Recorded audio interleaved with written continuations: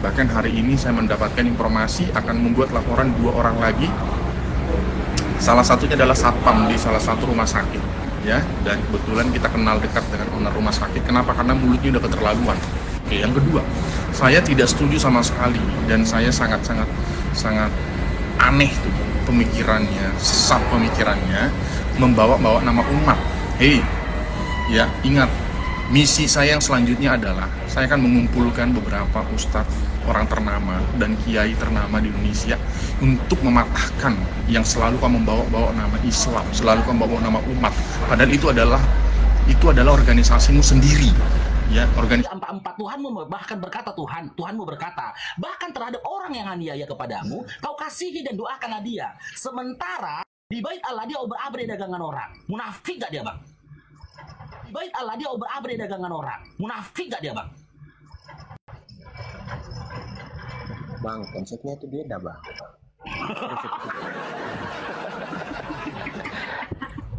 Gini bang komplains aku sederhanakan ya bang komplainsnya.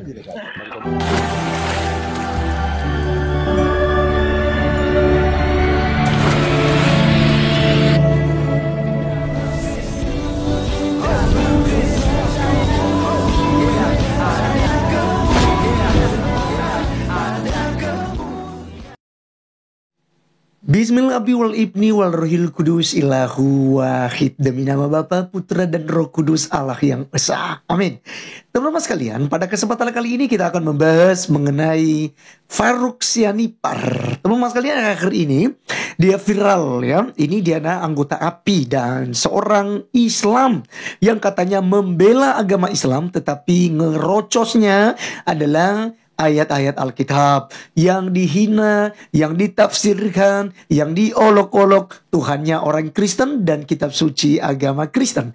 Nah teman-teman sekalian, Laiku pengacara ini ya, pengacara kondang ya yang cukup terkenal, yaitu si Dosma Sijabat ya, itu segera memberikan laporan polisi lagi ya, supaya kekristenan itu jangan diinjak-injak teman-teman sekalian. Karena kalau dibiarkan makin hari makin meluncak ya, bukan makin berubah.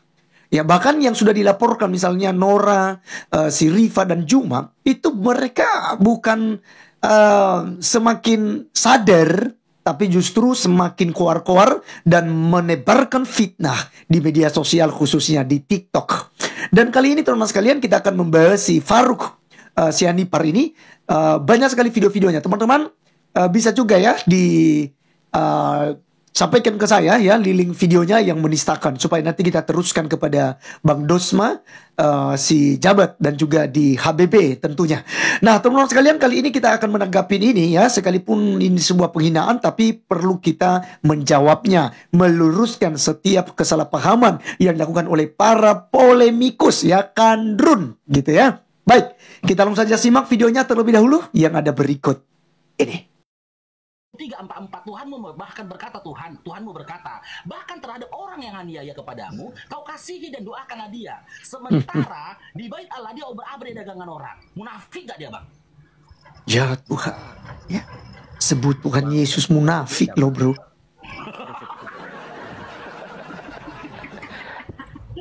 Ngeri. Bang komplains aku sederhanakan ya bang. Ketawa lagi ya, sambil mengejek-ngejek. Pertanyaan Bang Farouk begini bang, di Matius 21 Paham, berbicara tentang ayat 12 tapi dalam pembuktian. Ya, intinya gini bang, dengarkan dulu bang. Abang langsung jawab to the point. Sebentar, sabar. Abang langsung jawab to the point. Di Matius 21 ayat 12 sampai 13, Yesus itu mengobrak-abrik jualan orang di halaman bait suci. Ngeri teman-teman. Sedangkan di Matius 5:43 sampai 44, Yesus sendiri yang mengatakan hendaknya kasihilah musuhmu. Sampai Wahyu, Bang. Abang obo-obo cari. Kasih tidak ada batasan. Berarti tidak kau katakan kasih tidak ada batasannya, Tuhan kau munafik dibilang orang. Dia melanggar sendiri perintahnya. Iya. Dia menyampaikan kepada orang sesuatu hal, dia sendiri yang melanggar itu. Munafik dia jadinya. Gak pantas dikatakan Tuhan. Paham bang? Ya, Oke, teman-teman sekalian, inilah video Faruk Sianipar ini, teman-teman sekalian. Kita lihat bahwa mereka mengolok-olok loh ya. Mereka mengutip kitab suci, mereka benturkan dengan ayat lainnya. Karena Alkitab itu tentu saja kita lihat kontekstualnya gitu ya.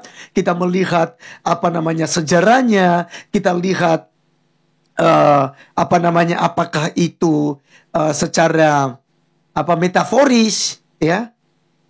Apakah hal ini berupa perkataan-perkataan Yesus Kristus yang alegoris.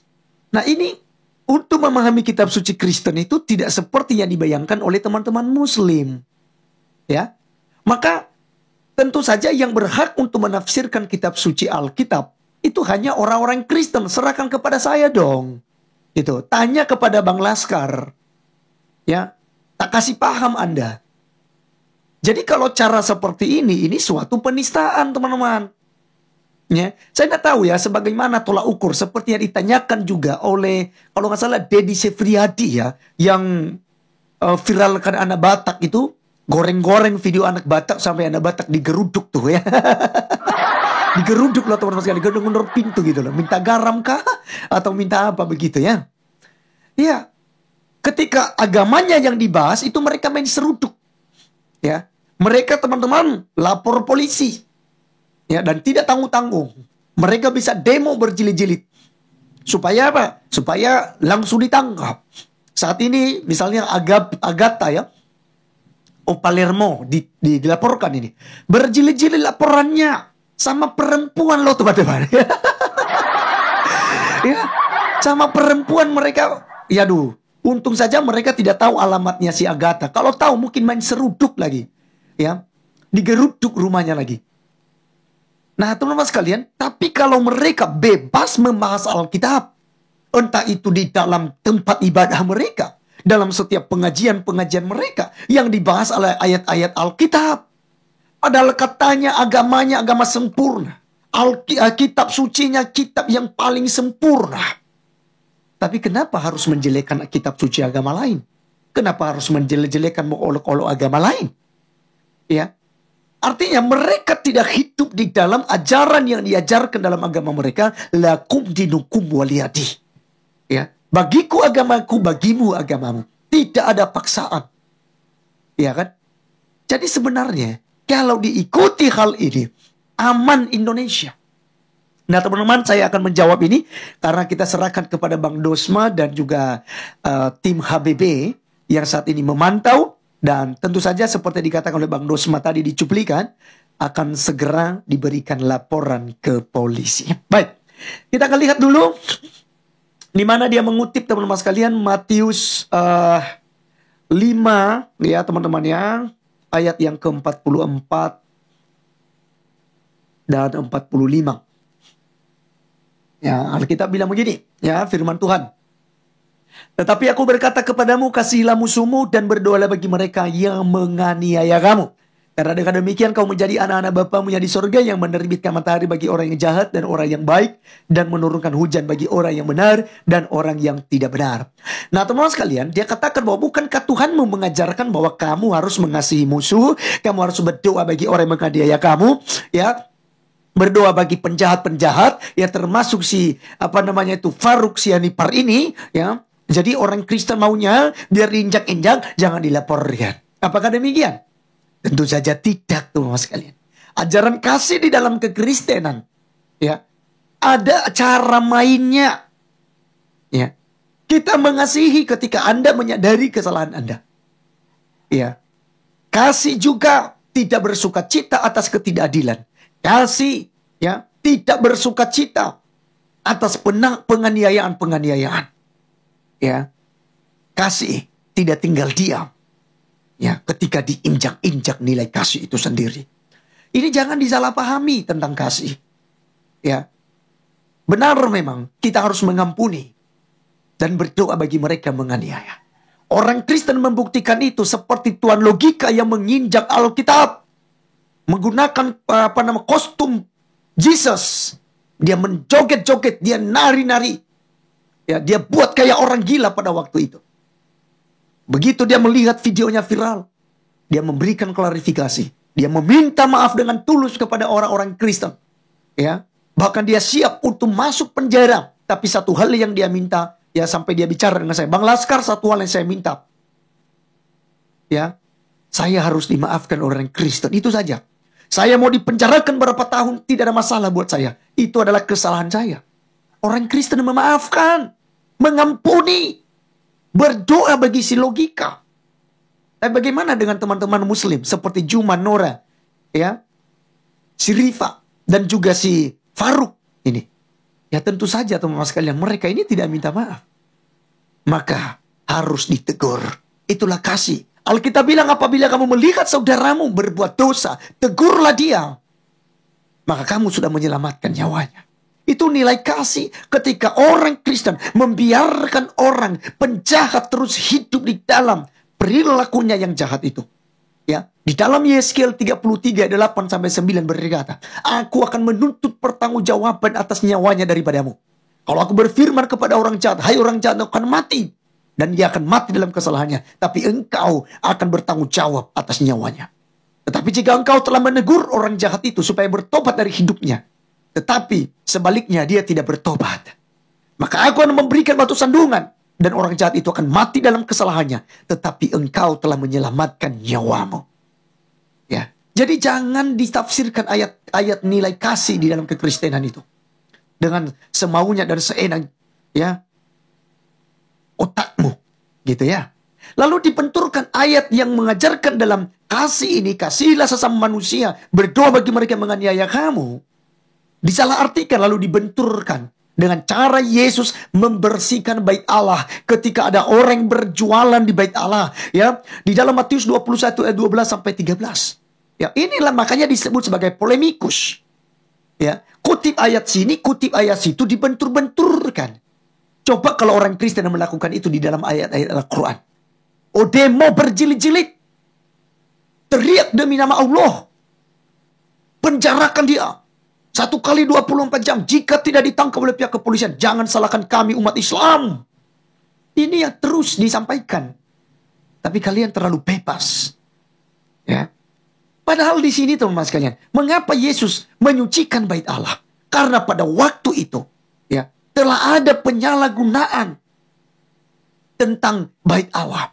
Yesus di sini tegas dan penuh juga kasih. Ya. Ketika kita melihat di sini, dibuktikan, ya, Yesus ketegasannya, dia marah kepada para pedagang dan penukar uang di halaman bait Allah itu, ayat 12 dan 13 itu.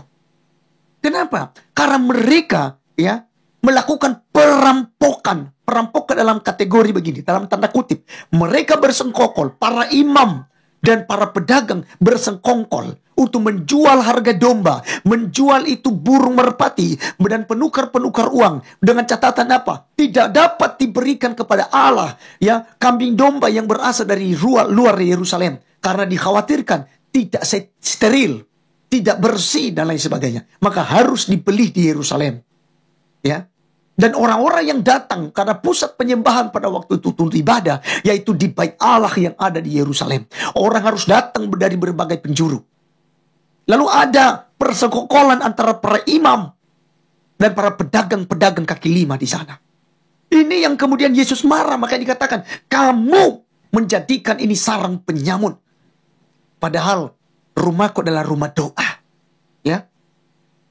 Kemudian teman-teman sekalian, ya, kita melihat juga yang kedua itu, ya, alasan Tuhan Yesus marah kepada para pedagang dan penukar uang, ya, kita melihat karena mereka semua berhati jahat dan mengalih fungsikan bait Allah. Mereka memeras umat untuk meraih keuntungan pribadi pada waktu itu. Ya, para pedagang tersebut sengkongkol dengan para imam yang ditugaskan untuk melayani di bait Allah. Ini yang ditegur oleh Tuhan Yesus, teman-teman sekalian. Dan Yesus marah di situ, itu sesuatu hal yang wajar. Ketegasan untuk menegur bahwa ini salah. Begitu. Ya. Jadi, kita lihat juga, Yesus penuh kasih. Setelah itu, Yesus masih masuk di bait Allah. Ya. Dan dia menyembuhkan banyak orang yang ada di sana. Di dalam ayat 14-nya itu berkata begini, maka datanglah orang-orang buta dan orang-orang timpang kepadanya dalam bait Allah itu, dan mereka disembuhkan. Tapi Laiku Faruk Sianipar berkata, Yesus munafik. Di sisi lain dia katakan, kasihilah musuhmu, berdoa bagi mereka menganiaya kamu. Ini ajaran Yesus. Lalu sementara Yesus marah-marah di bait Allah. Iya kan? Lalu dia bilang dia itu munafik. Bayangkan teman-teman. Padahal ini beda konteks. Ini konteks adalah bagaimana Yesus memberikan pengajaran untuk membersihkan bait Allah yang penuh dengan kemunafikan daripada imam-imam kepala, ahli-ahli Taurat, dan orang-orang Farisi, dan orang-orang berdosa pada waktu itu. Ya. Oleh karenanya teman-teman sekalian, apa yang dilakukan oleh Tuhan Yesus ya, dalam konteks ini, itu bukan sesuatu hal yang salah. Ya, Yesus marah dengan tegas agar tidak terjadi lagi penyelewengan-penyelewengan tugas dan persekongkolan untuk memeras orang-orang yang datang beribadah di Yerusalem pada waktu itu. Ya, jadi itu Tuhan itu penuh kasih dan marah. Tuhan itu menghukum Adam dan Hawa ketika jatuh dalam dosa. Mereka dihukum, diusir dari Taman Firdaus. Jadi jangan Anda menafsirkan ayat kitab suci dengan sembarangan Anda. Anda tidak paham. Urus saja agamamu. Belum tentu ya, Faruk Sianipar ini paham tentang Al-Qur'annya. Tapi udah sok-sokan bahas Alkitab. Baik teman-teman sekalian, itulah jawaban kita ya dari orang-orang penghujat seperti ini. Dan kita nantikan laporan yang akan segera diberikan, yang akan dilaporkan nantinya ya oleh Bang Dosma, si Jabat, dan juga teman-teman yang lain. Sekian video kali ini, sampai ketemu di video berikutnya. Tuhan Yesus memberkati kita. Salam.